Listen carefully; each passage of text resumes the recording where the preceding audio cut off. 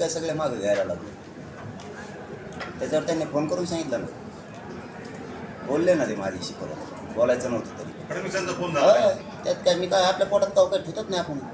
त्याने रात्री 3 वाजता केला, मी 1 वाजता घेतला आणि म्हणलं मग त्यांचं नाही जुळायचं आपल्याला नको. नाही म्हणले बोलात लागलं.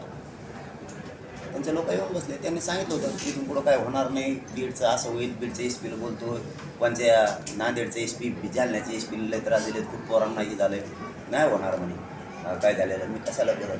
पुन्हा चालण्यात सुरूच आहे. याचा अर्थ एकीकडून गोड बोलायचं आणि दुसरीकडून मराठीत वेळ दाखवायचा आणि मराठीत संपवायचे. असंच दिसतंय मला. आपल्याच बांधवांनी कुणीतरी विचारलं होतं की इकडे जी शिकवरती गुन्हे दाखल सुरू आहे, एकीकडून सांगायचं आता काही होणार नाही बाबा, कशाला हे करायचं ते करायचं. हे बघा समाजाची भूमिका, मी मात्र समाजाच्या बाजूने. ठळक घडामोडींसाठी देशोन्नती न्यूज चॅनलला सबस्क्राईब करा आणि बेल आयकॉन प्रेस करा.